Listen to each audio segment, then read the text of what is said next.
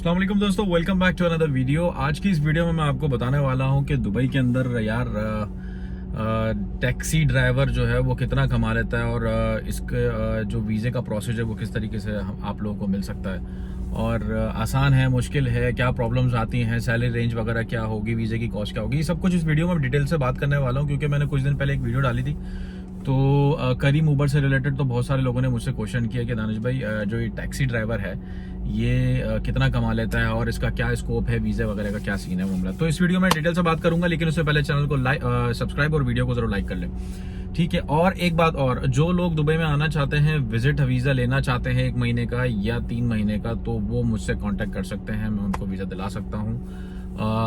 Instagram पे मुझसे contact कर सकते हैं, इंस्टाग्राम की आईडी मैं नीचे डिस्क्रिप्शन में डाल दूंगा, तो मुझे इंस्टाग्राम पे फॉलो कर लें क्योंकि मैं वहाँ पे अपडेट्स देता रहता हूँ, ठीक है। तो चलिए आज की वीडियो शुरू करते हैं। देखो दुबई बेसिकली एक सिटी है। सबसे पहले मैं आपको बता दूं, सबसे पहले अगर आप दुबई में यहाँ आना चाहते हैं यूएई के अंदर, यूएई बेसिकली एक कंट्री है और उसका एक सिटी है दुबई। आप टैक्सी कहाँ चलाना चाहते हैं, अबू धाबी में चलाना चाहते हैं, दुबई में चलाना चाहते हैं, रासल खैमा में चाहते हैं या शारजा में, अजमान में, कहीं भी चलाना चाहते हैं, लेट्स टेक एन एग्जाम्पल, तो आपको उसी तरीके से फिर फॉलो अप करना पड़ेगा। अगर हम एग्जाम्पल लेते हैं दुबई की, ठीक है, तो दुबई के अंदर इस वक्त तकरीबन कोई 4-5 बड़ी बड़ी कंपनीज है टैक्सी की, जैसे कि दुबई टैक्सी हो गई, नेशनल टैक्सी वगैरह हो गई, ये भी इस वक्त फिलहाल चला रहे हैं, ठीक है। ये बड़ी कंपनीज हैं। टैक्सी का क्या होता है बेसिकली, देखो टैक्सी में क्या होता है, दो तरीके से। आप सबसे पहले आपके पास टैक्सी का वीजा लेने के लिए आपके पास होना चाहिए लाइसेंस, ठीक है, दुबई का लाइसेंस। अगर दुबई का लाइसेंस नहीं है तो आके लेना पड़ता है, ठीक है। अब वो लोग मिसाल के तौर पे जिनका जीसीसी का लाइसेंस है, किसी के पास कुवैत का है या बहरीन का है या कतर का है या ओमान का, कहीं का भी, वो आके यहाँ कन्वर्ट करा सकते हैं। अभी जो बड़ी तादाद है ना लोगों की, वो ये है कि जो इंडिया में, पाकिस्तान में, बांग्लादेश में या कहीं भी दुनिया की किसी भी कंट्री में है और उनके पास दुबई का लाइसेंस नहीं है, ठीक है, तो उनको क्या करना पड़ता है, मिसाल के तौर पे जो है वीजा, सबसे पहले वीजा लेने के लिए मिसाल के तौर पे यहाँ की जो कंपनीज है ना, जो टैक्सी वगैरह की जो कंपनीज है, वो वहाँ के जिस भी कंट्री में, इंडिया पाकिस्तान जो भी होगा, वहाँ के रिक्रूटर से कांटेक्ट करती हैं और जो है वहां से फिर बंदे हायर करती हैं, ठीक है। वीजे की कॉस्ट आपको खुद बेयर करनी पड़ती है, कंपनी बेयर नहीं करती यहाँ पे, ठीक है। वीजे की कॉस्ट तकरीबन 7 से 10,000 दिरहम तक के दरमियान में होती है। अगर आप एजेंट के थ्रू अप्लाई करते हो, ऑब्वियसली मिसाल के तौर पे अगर आपके लोकल न्यूज़पेपर के अंदर ऐड आता है, एजेंट लगाता है ऑब्वियसली रिक्रूटर कि हमें इतने इतने टैक्सी ड्राइवर चाहिए दुबई के लिए जिनके पास इंडिया का लाइसेंस हो, कंपनी लाइसेंस बनवा के देगी, या पाकिस्तान के न्यूज़पेपर में आता है, ठीक है, कि हमसे कॉन्टैक्ट करें, दुबई में टैक्सी में ड्राइवर चाहिए। तो भाई होता यह है बेसिकली, कंपनीज क्या करती हैं, वो आप जब उन एजेंट को कांटेक्ट करते हैं, एजेंट जो है आपसे जो है वीजे के पैसे ले लेते हैं और आपको वीजा लगवा के देते हैं। मिसाल के तौर पे अगर 7,000 का वीजा है तो वो आपको 10,000 का भेज देते हैं, ठीक है। और फिर जो है आपको जब आप वीजा लग के आप यहाँ दुबई में आ जाते हैं, ठीक है, तो फिर आप लाइसेंस अप्लाई करते हैं। लाइसेंस लेने तक जो है आप जो है जो उसकी कॉस्टिंग होती है, मिसाल के तौर पे 6,000, 7,000, 10,000 जो भी उसके ऊपर कॉस्टिंग लगती है, तो कंपनी उसकी इंस्टॉलमेंट बना देती है लाइसेंस की, ठीक है।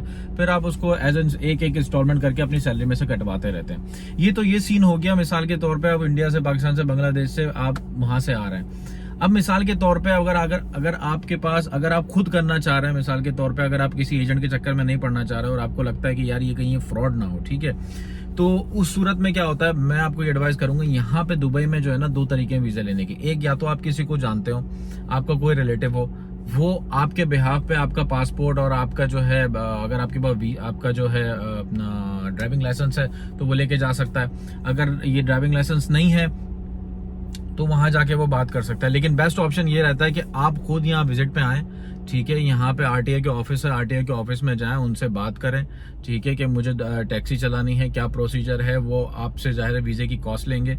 वीजे की कॉस्ट कंपनी बेयर नहीं करती, यू हैव टू पे बाय योरसेल्फ, ठीक है। तो मैंने उसकी कॉस्टिंग आपको बता दी है। कंपनी, इसके अंदर क्या होता है बेसिकली, ठीक है, आपको टेस्ट पास करना पड़ता है, 2 टेस्ट होते हैं इसके अंदर, थ्योरी का टेस्ट होता है और इसके अलावा नॉलेज टेस्ट, मैप्स वगैरह का टेस्ट होता है। वो पास करते हैं तो आपको जो है फिर जो है वो हो जाता है। अच्छा, वीजे की जो कॉस्ट होती है ना, वो भी इंस्टॉलमेंट पे हो जाती है, वीजे की कॉस्ट भी, और आपका जो ड्राइविंग लाइसेंस की जो कॉस्ट आती है वो भी जो है ये लोग इंस्टॉलमेंट पे कर देते हैं। एक चीज तो ये हो गई। अच्छा, अभी क्या है बेसिकली टैक्सी में क्या होता है, टैक्सी ड्राइवर के यहाँ पे जो, अगर आप देखें यहाँ पे, तो इस वक्त जो अच्छी कंपनीज में नाम आता है टैक्सी ड्राइवर में, दुबई टैक्सी और नेशनल टैक्सी, ये दोनों टैक्सी है। टैक्सी ड्राइवर की सैलरी कोई नहीं होती है। सैलरी का क्या हिसाब होता है, 300-400 दिरहम मैक्सिमम उनकी सैलरी होती है। ये लोग बेसिकली कमीशन के ऊपर काम करते हैं, ठीक है, और 35% 35 अप टू लाइक 30% 35% अराउंड ऐसे उसके इनका कोई कमीशन होता है, ठीक है। और मिसाल के तौर पे, और इसमें टारगेट्स होते हैं, ठीक है। मिसाल के तौर पे 10,000 दिरहम, 15,000 दिरहम आपको महीने का टारगेट अचीव करना है। फिर जो है ऑब्वियसली आप उसका 35% आपको मिल जाता है। मिसाल के तौर पे 10,000 की अगर आपने सेल करी है तो 12-12 शिफ्टों में अगर 2 बंदे चला रहे हैं, टैक्सी चल रहे हैं ऑब्वियसली, तो 10,000 का 3500 दिरहम वो आपको हो गया। कंपनी रिहाइश देती है, अकोमोडेशन देती है। मोस्टली कंपनीज क्या होती है यहाँ पे आपको अकोमोडेशन देती है, ठीक है। अच्छा, एक चीज तो ये हो गई। दूसरा चीज ये हो गया कि इंश्योरेंस कंपनी देती है आपको, बिल्कुल मेडिकल, अगर खुदा ना करे बीमार वगैरह हो जाए तो वो देती है। सैलरी कोई नहीं होती, 300-400 दिरहम बेसिक सैलरी होती है, ठीक है। और बस उसके बाद आपका कमीशन स्ट्रक्चर होता है, टारगेट पूरा करना होता है। पेट्रोल के चार्जेस, पेट्रोल की जो जाहिर है आप पेट्रोल इसकी कंजम्पशन होगी, दुबई में पेट्रोल सस्ता है, तो 200 दिरहम 250 दिरहम आपको मंथली डेली का पेट्रोल मिलता है दोनों पार्टनर का, 12-12 घंटे जो चला रहे हैं, क्योंकि टारगेट दोनों को पूरा करना होता है, तो इससे ज्यादा नहीं मिलता। तो एक बड़ी टफ जॉब होती है, ठीक है। बड़ा ऐसा हिसाब किताब होता है यहाँ पे। अभी के क्या सीन चल रहा है अभी मैं आपको बताऊं। देखो, इनकी इनकम का मैंने आपको बता दिया, ठीक है ना।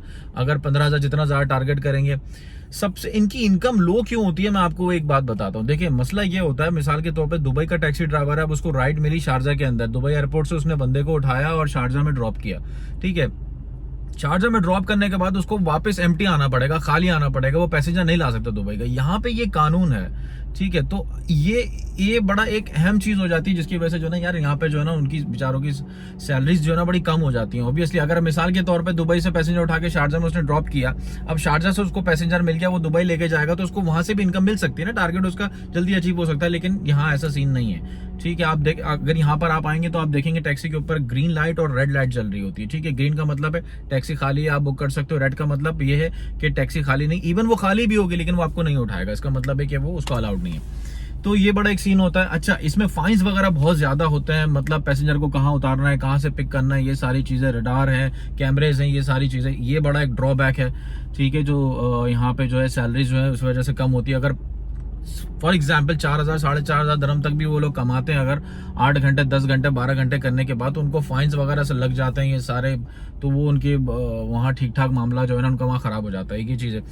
अभी फिलहाल जो कोरोना की कंडीशन चल रही है मेरे दोस्तों, अभी कोरोना के बाद तो टैक्सी ड्राइवर, यार मेरी जितने लोगों से बात हुई, बेचारे बहुत ज्यादा परेशान है, बहुत रो रहे हैं, क्योंकि इनकम जो है उनकी आधी की आधी हो गई है ऑब्वियसली, क्योंकि टूरिस्ट अब आना थोड़े थोड़े शुरू हुए हैं ऑब्वियसली, तो अब आहिस्ता आहिस्ता ग्रेजुअली इंशाल्लाह चीजें बढ़ेंगी, ठीक है। तो यहाँ पे होता है, वीजा लेने का तरीका बहुत आसान है। यहाँ पे आप खुद आ सकते हैं, आके आरटीए के यहाँ पे जो ऑफिस है आरटीए के ऑफिस जाके बात कर सकते हैं, ठीक है, उनसे बात कर सकते हैं। वीजे की कॉस्ट, अगर आपके पास कैश है तो आप लमसम उनको पे करके वीजा निकलवा सकते हैं और वो आपको वीजा निकाल के दे देंगे। उसके बाद आप ड्राइविंग लाइसेंस अप्लाई कर सकते हैं। अप्लाई करने के बाद आप गाड़ी का जो है रोड पे लेके आ सकते हैं। सैलरी कोई नहीं होती है, सैलरी 300-400 दिरहम होती है। कंपनी फ्यूल देती है आपको, वो भी बड़ा लिमिटेड, 200-250 दिरहम में। आप अगर 24 घंटे गाड़ी चल रही है तो कुछ भी नहीं है, ठीक है ना, ऐसा हिसाब है। ये सारे मामलात होते हैं। अभी इनकम ऑब्वियसली टैक्सी ड्राइवर की बड़ी लो है, लेकिन फिर भी अगर कोई लोग आना चाहते हैं ऑब्वियसली वो आके देख सकते हैं। इसके वीजे के अंदर फ्रॉड नहीं होता, ठीक है।